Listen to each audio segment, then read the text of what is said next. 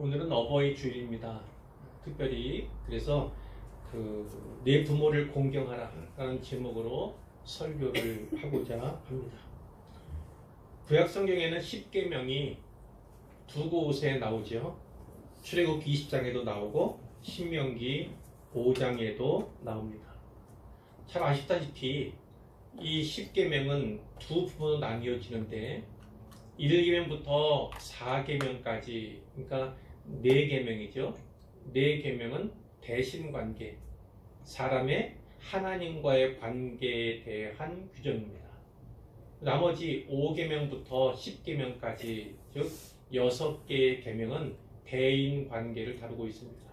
사람과 사람 사이의 관계에 대한 계명이다. 잘 아실 줄로 믿습니다. 이 가운데 대인관계, 사람과 사람과의 관계를 다루는 첫 번째 계명이 부모 공경에 대한 계명이죠. 즉 효에 대한 계명입니다. 출애굽기 20장 12절에는 이렇게 기록되어 있습니다. 네 부모를 공경하라. 그리하면 네 하나님 여호와가 네게 준 땅에서 네 생명이 되리라. 아멘. 이 계명이 수천 년 전에 주신 말씀이라고 해서 구닥다리로만 여겨서는 결코 안 됩니다. 부모 공경은 동서고금을 막론하고 인간관계 속에서 최고의 덕목입니다. 사도 바울은 신약성경 에베소서 6장 2절로 3절에서 이렇게 말씀을 했죠. 내 아버지와 어머니를 공경하라. 이것은 약속이 있는 첫 계명이니 이로써 네가 잘되고 땅에서 장수하리라. 여기 첫 계명이라는 그런 표현이 나오는데요. 첫 계명이란 대인관계를 다루는 계명 가운데 처음 나오는, 첫 번째 나오는 계명이다. 이런 의미도 있지만 하나님께서 그 대인관계를 다루는 계명 가운데서 가장 먼저 주신 것이 이 계명이에요. 이것을 잘 분별해서 인간관계 속에서 가장 기본적이고 가장 중요한 계명이 곧 이 계명이다 라는 의미도 담고 있다고 볼 수가 있습니다. 그런데 이 부모 공경의 계명에는요, 하나님의 약속이 있다는 겁니다. 하나님의 약속, 어떤 약속이 있습니까? 이로써 네가 잘되고 땅에서 장수하리라. 한마디로 형통의 복과 장수의 복을 하나님께서 약속하고 계시다는 거예요. 부모 공경은 당연한 것입니다. 마땅한 것입니다. 하지만 실제로 보면 꼭 그렇지만은 않은 그런 상황들을, 그런 모습들을 많이도 보게 되죠. 오히려 가깝기 때문에 가장 소홀할 수 있는 관계가 바로 부모와 자식과의 관계입니다. 우리 엄마니까, 우리 아빠니까, 엄마니까 괜찮아, 아빠니까 괜찮을 거야, 이런 생각을 하곤 하죠. 그렇기 때문에 하나님께서는 특별히 이 부모 공경의 계명에 형통과 장수라는, 사람이면 누구나 바라고 원하는 그러한 복을 약속하심으로써 이 효도를 장려하고 계신다. 우리는 이렇게 볼 수가 있습니다. 우리 교회 모든 성도들은 부모님을 잘 공경하시길 바랍니다. 부모님께 효도하시길 바랍니다. 그래서 하나님께서 약속하신 형통의 복과 장수의 복을 풍성하게 충만하게 받아 누릴 수 있기를 바랍니다. 이 시간에는 구약 성경의 말씀을 통해서 부모 공경에 대해서 다시금 생각해 보도록 하겠고요. 몇 가지 사례들을 통해서 은혜를 나누어 보도록 하겠습니다.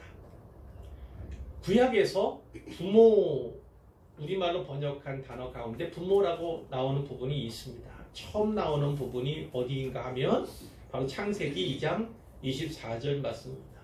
창세기 2장 24절 말씀에 보면 이런 말씀이 있죠. 이러므로 남자가 부모를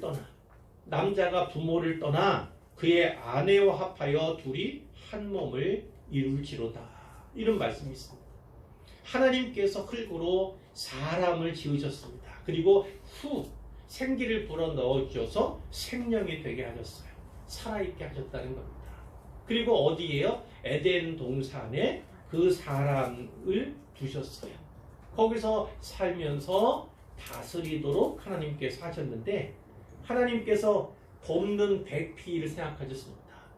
혼자 있는 것이 좋지 않은 것 같아 좋지 않아서 돕는 백피를 주고자 하셨지요. 사람이 혼자 사는 것이 좋지 아니하니 내가 그를 위하여 돕는 백피를 지으리라. 이것이 하나님의 뜻이었던 것입니다. 그 창세기 이야기, 특히 에덴 동산 이야기가 이 대목에서 이제 전환을 받게 됩니다. 어떤 전환입니까? 처음에는 사람 이렇게만 불렸는데 그 사람이 아담이라고 불리게 되고 그 아담이 뒤에는 남자 이렇게 불리게 됩니다. 그래서 남자와 여자 이야기로 이야기가 전개되고 있다, 전환되고 있다 이렇게 볼 수가 있는 거죠. 여호와 하나님께서 아담에게서 취하신 갈빗대로 여자를 만드시고 그 여자를 아담에게로 이끌어 오셨어요. 우리가 그 결혼식장에서 예식할 때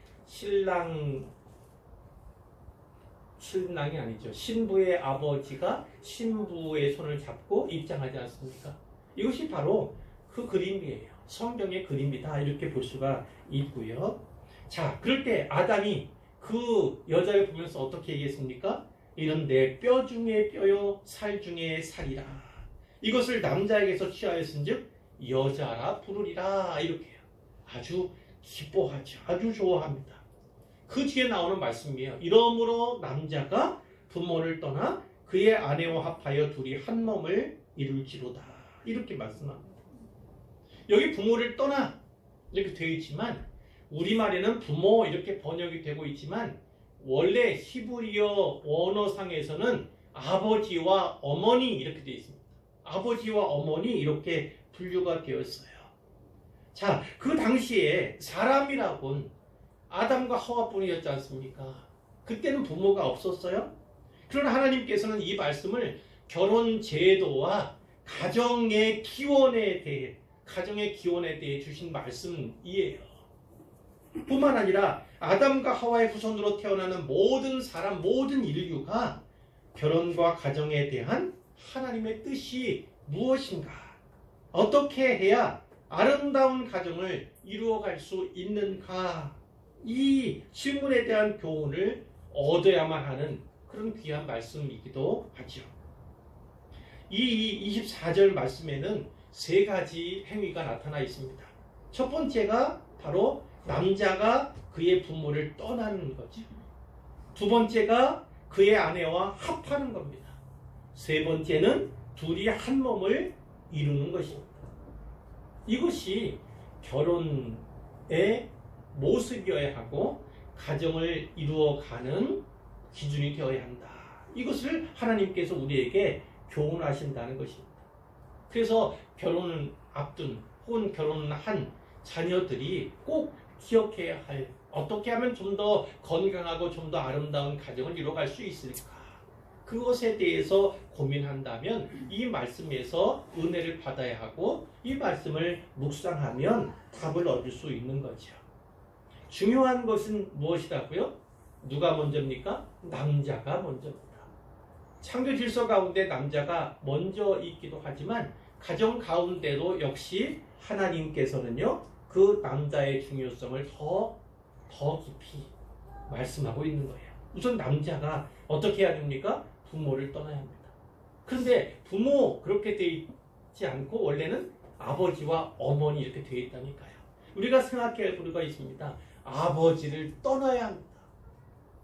그리고 어머니도 떠나야 합니다. 이것이 전제 조건이 되는 거예요. 그래야지만 그의 아내와 합할 수 있는 것이고요. 혹은 남편과 합할 수 있는 것이고요. 둘이 한 몸을 이룰 수 있습니다. 온전히 한 몸을 이룰 수 있다. 그것을 말씀하고 있어요. 그렇기 때문에 부모님이란, 그렇기 때문에 아버지와 어머니란 언젠가 때가 되면 떠나야 할 존재다. 이렇게 해야 돼요. 새로운 시작을 위해서는 떠나는 것이 중요하다. 떠나야 할 둥지가 바로 부모님이다 라는 것을 우리가 기억할 필요가 있습니다. 자, 이제 다음에 살펴볼 말씀은요 어떤 아들에 대한 이야기예요. 어머니를 진짜 그리워하는, 어머니를 사랑하는 그런 아들의 마음을 우리가 이 본문 통해서 알 수가 있는데, 창세기 24장 7절의 말씀입니다. 제가 읽어드리면 이겁니다. 이삭이 리브가를 인도하여 그의 어머니 사라의 장막으로 드리고 그를 맞이하여 아내로 삼고 사랑하였으니 이삭이 그의 어머니를 장례한 후에 위로를 얻었더라. 이런 말씀이 있습니다. 이 말씀이 나오는 창세기 24장은 어떤 내용입니까? 사라가 죽었어요. 이제 아브라함이 자기 종을 보냅니다. 메소포타미아로 보내는 겁니다. 자기 고향으로 보내는 거예요. 자기 동족이 살고 있는 그곳으로 보내는 겁니다. 그 종을 보내서 이삭, 그 아들의 배필로 삼을 만한 여인을, 이 이삭의 아내를 구해봐라, 데려와라, 이렇게 이야기를 한 거지요. 자, 그 과정, 이 종의 발걸음을 하나님께서 순적하게 인도하지 않습니까? 그래서 결국 이삭이 리브가를 아내로 얻게 되는 것이고, 이 67절 말씀은 그 이야기의 끝부분이에요. 끝입니다. 근데 아주 인상적이지 않습니까? 그 안에 이 리브가를 이삭이 인도합니다. 그리고 어디로요? 어머니 사라의 장막으로 드립니다. 그 사라의 장막은 비어 있었을 거예요. 비어 있었을 거예요. 때로는 이 이삭이 어머니를 그리워하면서 그 빈 장막에 들어가서 또 울곤 했을 수 있습니다. 돌아간 어머니를 그리워했다는 거예요. 바로 그 사라의 장막으로 이 아내 리브가를 인도한 것입니다. 그리고 그 리브가를 맞이해서 아내로 삼고 사랑했다. 이삭이 그 어머니를 장례한 후에 위로를 얻었다. 비로소 위로를 얻었다, 이런 거예요. 리브가는 이삭이 40살 때 아내로 맞이한 여자입니다. 그리고 이삭은요, 그 어머니 사라가 90살 때 낳은 아들이에요. 90살 때 낳은 아들이 바로 이삭이었어요. 자, 이삭은 그의 아버지 아브라함, 그의 어머니 사라가 아주 늙었을 때 낳은 아들이잖아요.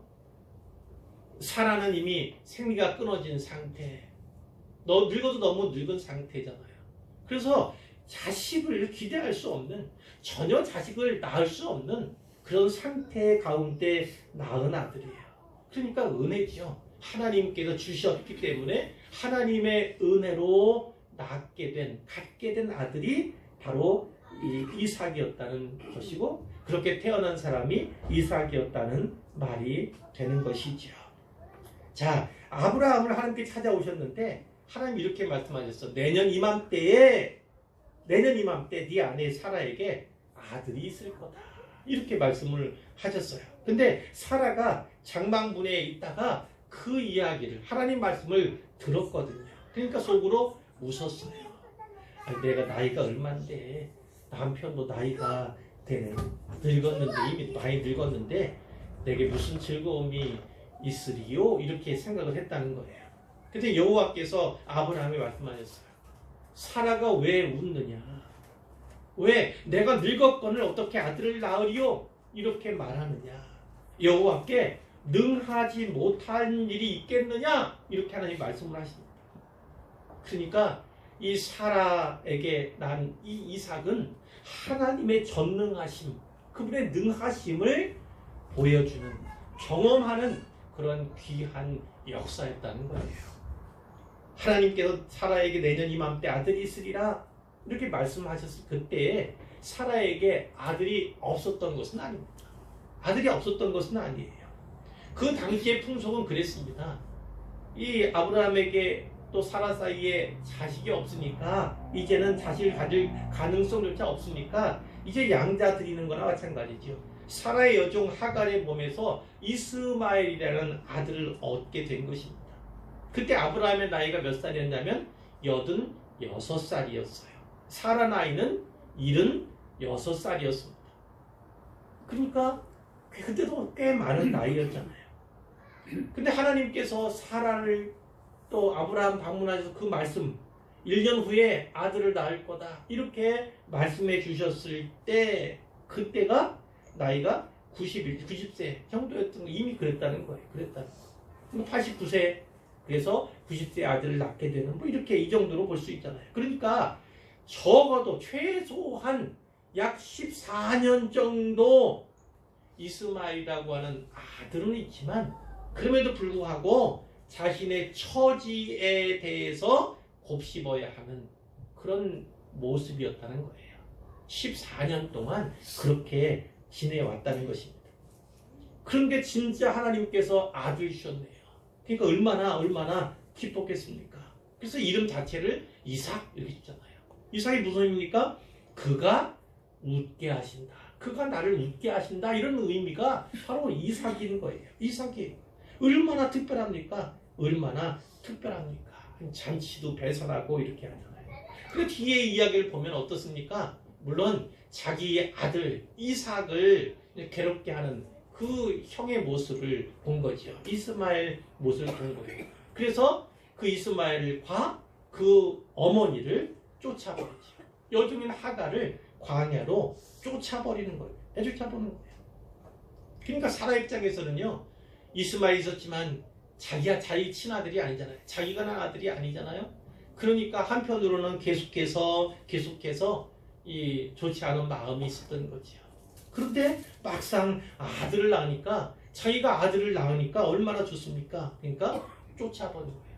그만큼 사라의 그 아들을 향한 모정이 너무나 대단했어요. 얼마나 대단했습니까? 하나님께서 이삭을 번제물로 드려라 이렇게 할 때 아브라함이 어떻게 했습니까? 철저하게 자기 아내 사라에게는 감추잖아요.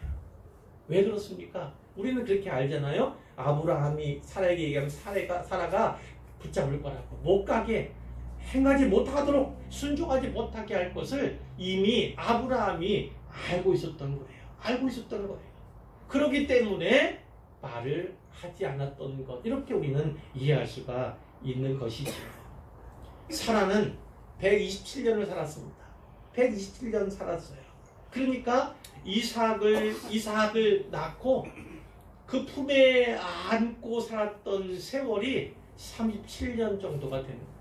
그러니까 애지중지 37년이면 장성했잖아요. 그럼에도 불구하고 품 안에 자식으로 애지중지 이렇게 키워왔던 거예요. 이삭의 장가들었던 나이가 40살. 그리고 이 37년 이렇게 따지보면 결국 적어도 3년 동안 이삭은요 어머니 사라를 여의고 약 3년이 지난 거예요. 그리고 아직도 어머니를 상실한 어머니를 잃은 그 아픔 가운데 살았던 겁니다. 어머니를 그리워하면서 어머니의 장막에 들어가서 때로는 울며 이렇게 지난 세월이 3년이나 되었다는 거예요. 아마 그랬었을 겁니다. 아브라함은 사라의 장례를 치르고 그 다음 본문에 나오는데 약 3년의 텀은 있지만 그 다음에 행동이 무엇이냐면 이삭을 위해서 아내를 또 맞이하려고 합니다. 그래서 종을 보내게 된 거거든요. 그러니까 우리가 지금 봐왔던 67절의 말씀은 이런 맥락하에서 우리가 새겨야 할 필요가 있는 거예요. 자, 이삭이 그 아내 리브카를 어떻게 합니까? 인도하면서 어떻게 했어요? 어머니 사라의 장막에 드립니다. 드린다는 것은요. 아까 나왔던 남자가 부모를 떠나, 남자가 아버지와 어머니를 떠나, 여기 떠나다라는 것에 반대예요. 드리다는 것은 떠난다는 것의 반대말이에요. 떠난다는 것은 단절을 의미한다면 이 드리다는 것은 연결을 의미한다. 이렇게 볼 수가 있는 거예요. 그리고 그 사라의 장막에서 리브가 합해서 한 몸을 이루게 되는 것이 바로 이삭인 거예요. 자, 무슨 말입니까? 어머니의 부재, 특히 사랑했던 그 어머니의 부재는요, 이 아들의 마음에 빈 공간을 만들었어요. 결코 채워지지 않을 만한 그런 큰 공간, 빈 공간이 그의 마음에 있었던 거예요. 그런데 그 어머니 사라의 다리를 누가 채웁니까? 누가 채웁니까? 바로 아내인 리브가가 채우는 것입니다. 바로 그거예요. 아내는 그 어머니의 자리를 채워야 할 자리입니다. 그렇게 채워지지 아니하면 남편은 그 공간, 빈 공간으로 말미암아서 항상 상실감을 그리고 항상 그리움 가운데 살아갈 수밖에 없다. 이렇게 볼 수가 있는 거죠. 바로 부모님은 그리고 그중 어머니는 이런 존재입니다. 이런 존재. 아내로서 채워지지 않으면 결코 채울 수 없는 공간이 바로 어머니라는 존재다라는 것을 우리에게 보여준다는 것입니다. 보여준다는 거예요. 자, 그 다음에 이번에 또 다른 아들을 보게 될 텐데요. 이 아들은 어머니가 아니라 이제 아버지를 찾는 아들의 모습 우리에게 보여주죠. 누구냐면 야곱의 아들인 요셉입니다. 야곱의 아들인 요셉. 잘 아시죠? 이 요셉이 형제들에게 팔리잖아요. 노예로 팔려서 애굽에 가고 거기에서 종살이 하면서 또 감옥 생활까지 하잖아요. 그러나 하나님께서는 그 시간들을 연단의 시간으로 활용하여서 애굽의 총리로 세우십니다. 요셉을 세우시잖아요. 자, 그때 어떤 일이 벌어졌습니까? 큰 가뭄이 이 야곱이 살고 있는 그 땅에 큰 가뭄이 있었어요. 이 주중에 근동 일대가 다 가뭄, 기근으로 말미암아서 살 수 없는 그런 지경에 있었어요. 그런데 잘 아시다시피 하나님께서 요셉에게 지혜를 주셨잖아요. 대풍년의 시기에 창고에 많은 고기들을 준비케 하셨어요. 저장케 하셨어요. 그리고 큰 기근이 세상에 임했을 때에 그것을 내다 팔아서 애굽이 큰 부자가 되게 하셨거든요. 바로로 하여금 큰 부자가 되게 하셨지 않습니까? 그 총리의 요셉이 이제 모든 것을 다 관장하고 주관할 때에 이 야곱의 아들들이 그 곡식을 구하기 위해서 사기 위해서 그 애굽에 오지 않습니까? 근데 요셉은 그들을 단번에 알아봤어요. 자기 형들임을 알아봤지 않습니까? 근데 이 형제들은 알지를 못하지요. 형제들은 차마 그러리라고. 그리고 아마 요셉의 얼굴을 가리고 있었을 수도 있어요. 너무 높은 곳에 있었기 때문에 우러러 볼 수도 없는 그런 상태였겠지요. 그래서 알지를 못하는 상태였습니까? 그리고 그 이후의 이야기들은 대략 이제 기억을 하실 거예요. 뒤에 어떤 부분이 나옵니까? 요셉이 결국 형들에게 얘기를 합니다. 그것이 45장 3절 말씀이에요. 2절부터 보면 요셉이 큰 소리로 웁니다. 아니, 왜 저 총리 대신이 웁니까? 큰 소리로 울어요. 애굽 사람에게 들릴 정도로 바로의 궁중에도 들릴 정도로 펑펑 우는 겁니다. 어떤 경우입니까? 이 요셉이 형들에게 자기 신분을 노출하는 공개하는 바로 그때예요.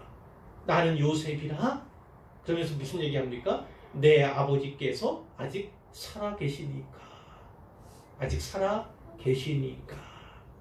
자, 어떤 은혜를, 어떤 사랑을 요셉이 야곱에게 받았는지 아시죠? 채색옷, 그건 알잖아요. 채색옷. 다른 형제들은 아닌데, 다른 아들들은 아닌데, 그 아들 요셉에게는 채색옷을 지어 입혔어요. 채색옷. 특별한 사랑을 받은 거죠. 그런 거. 그것은 편애라고 하는 부정적인 말로도 우리가 이해할 수 있는 대목이긴 하지만 그만큼 이 요셉을 향해서 큰 사랑을 베푼 것이 바로 야곱이었다. 그것을 우리가 볼 수가 있는 거잖아요. 아시다시피 야곱에게는 4명의 아내가 있었습니다. 그리고 두 번째 아내가 누굽니까? 라헬. 라헬을 가장 사랑했어요. 그 라헬의 몸에서 낳은 두 아들이 있었죠.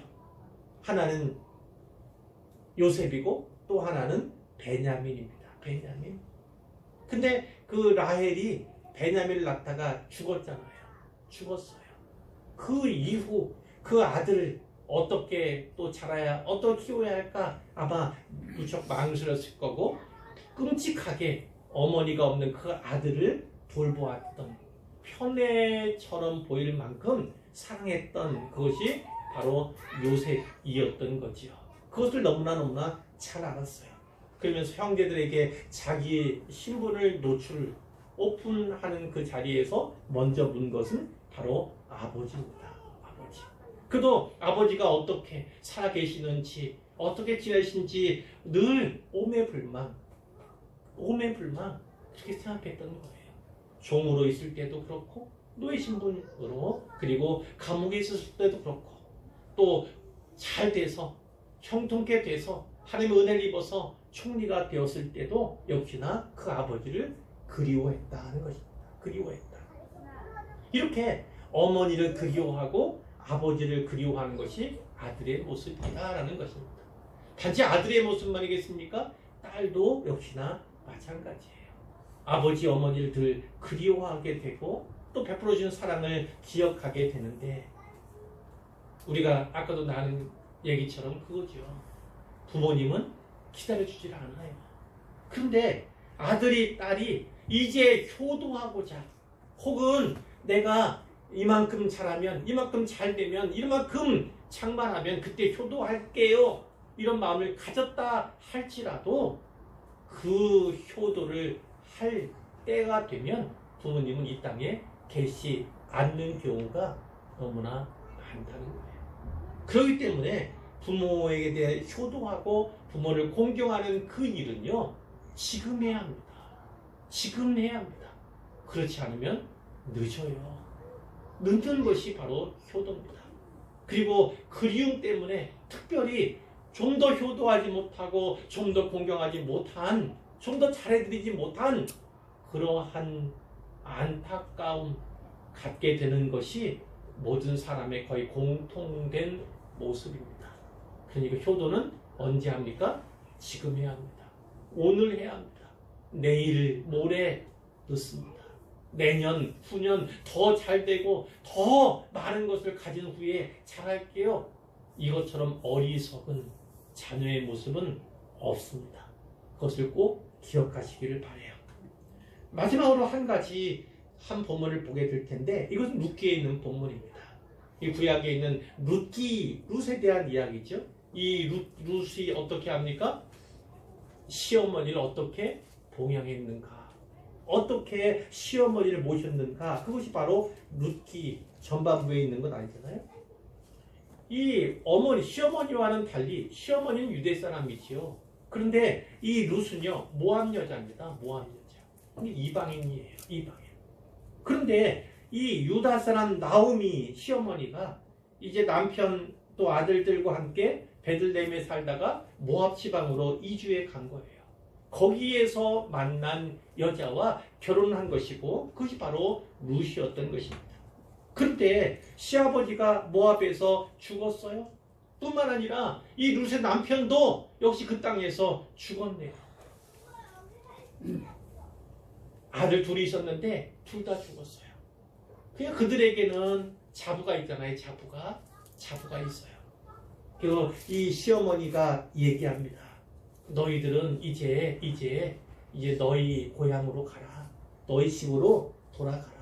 이제 아무것도 너희를 위해 해줄 것이 없다. 이렇게 얘기를 하지 않습니까? 그래서 한 자부는 그 말씀 듣고 갑니다. 자기 고향으로 가요. 근데 이 룻이라고 하는 자부는 그렇지 않죠. 룻은 그렇지 않습니다. 룻이 1장 16절에 이렇게 얘기하죠. 내가 내게 어머니를 떠나며 어머니를 따르지 말고 돌아가라 강권하지 마옵소서.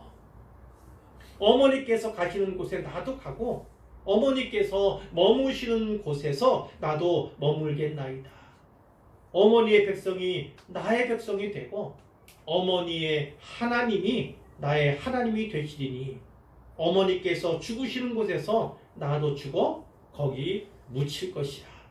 만일 내가 죽는 일 외에 어머니를 떠나면 여호와께서 내게 벌을 내리시고 더 내리시기를 원하나이다. 이렇게 결국은 그 시모의 마음을 돌이킬 수가 없는 거죠. 이제 시모가 이 아이의 결단이 대단하구나. 그래서 다시는 얘기를 하지 않았다. 이렇게 성경 본문이 말하는 것입니다.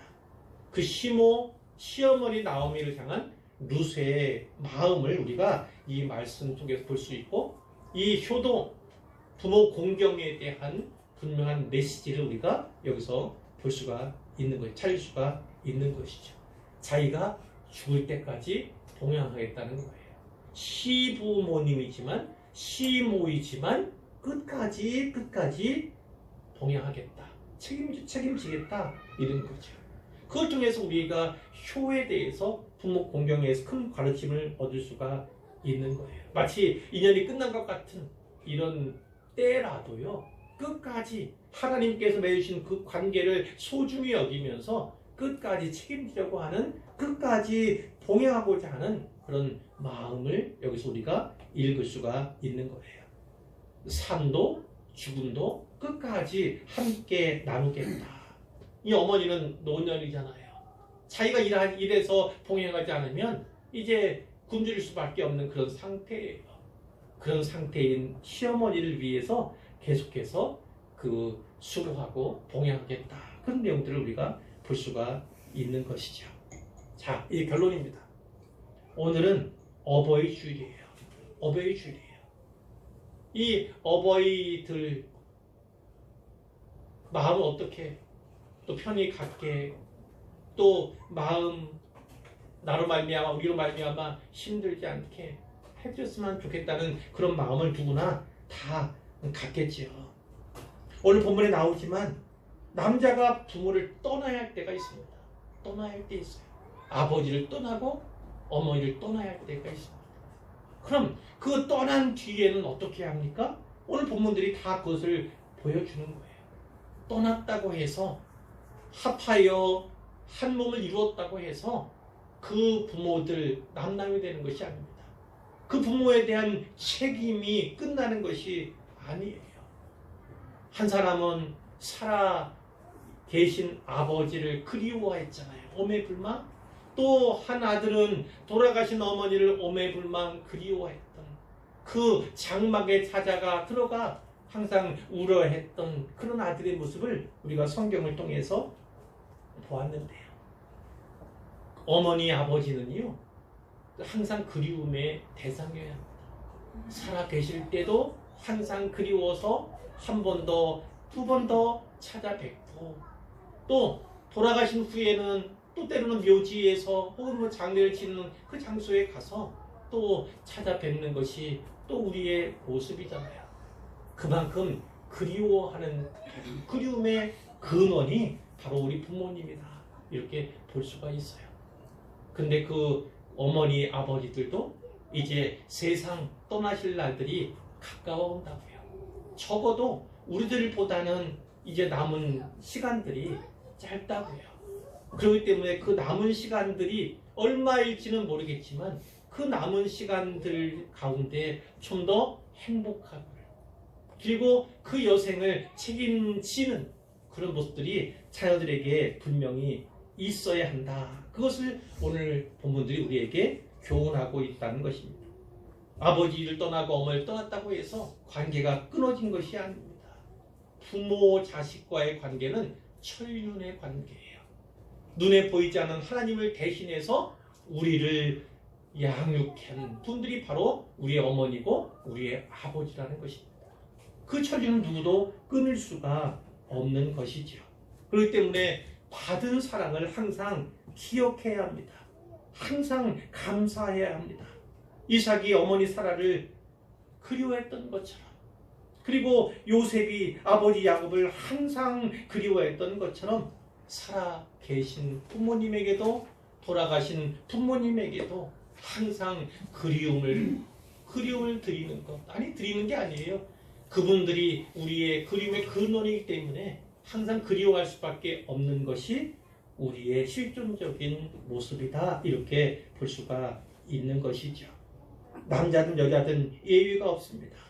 뿐만 아니라 자기 친부모든 혹은 시부모이든 장인 장모이든 다 마찬가지예요. 다 마찬가지예요. 하나님께서 정해주신 것, 부모를 자녀 관계를 정해주시고 또 결혼 상대자 배우자를 정해주셔서 또 그렇게 내 부모가 되게 하셨다면, 새로운 부모 관계를 맺게 하셨다면 역시 그 분들에 대해서도 끝까지 책임져야 하는 것이죠. 룻이 바로 그렇습니다. 내가 죽기 전에는 이 관계를 끊을 수 없습니다. 하나님께서 맺어주신 이 관계를 결코 끊을 수 없습니다. 어머니가 계신 곳에 나도 있겠습니다. 어머니가 머무는 곳에 나도 머물겠습니다. 어머니 백성이 내 백성입니다. 어머니 하나님이 내 하나님입니다. 바로 이런 겁니다. 이런 거죠. 오늘날 이런 우스갯소리 잘 아시잖아요. 아파트 이름이 왜 이렇게 어렵고 길어지는가 잘 아시죠? 웃으신 거니까 이미 아세요. 시어머니가 좀 못 올라오시게 했으면 길을 잃고 다시는 집에 얼씬도 않게 했으면 하는 마음이래요. 근데 요즘엔 다시 아파트 이름이 짧아진다고 하더라고요. 왜 그런지 아세요? 시어머니가 시누이를 데리고 올라오기 때문이래요. 그래서 외우기도 어려운데 다시 짧아진다 이렇게 얘기하고, 시댁 그러면 요즘 10월도 있으면 그러기도 하잖아요. 어쨌든요, 그걸 잘 아셔야 합니다. 나에게 남편을, 나에게 아내를 주신 분이, 나를 돕는 배필로 세워주신, 삼아주신 분이 하나님이심을 믿는다면요, 당연히 이제 새롭게 아버지가 되고 어머니가 된 그 시부모님들, 또 장인이 되고 장모가 된 그 어머니 아버지들에 대해서도 역시나 내 친부모와 같이, 내 아버지 어머니와 같이 동일한 책임을 느껴야 하는 것이 오늘 우리의 모습임을 꼭 기억하시기를 바랍니다. 그래서 내 어머니와 아버지를 공경하라, 내 아버지 어머니를 공경하라 할 때에 단지 친부모만 아니라 장인 장모도 시부모도 여기에 포함된다. 그것을 꼭 잊어서는 안 됩니다. 공경하십시오. 이것은 약속이 있는 첫 계명입니다. 그렇게 하면 잘 되고 땅에서 장수하게 될 것입니다. 장수의 복뿐만 아니라 살아가는 동안에도 잘 될 것을 바라고 원한다면 하나님께서 말씀하신 이 약속, 우리에게 준 이 약속을 기억하십시오. 어머니를 공경하시고 아버지를 공경하시고 시어머니를 공경하시고 시아버지를 공경하시고 장인을 공경하시고 장모를 공경하시기를 바랍니다.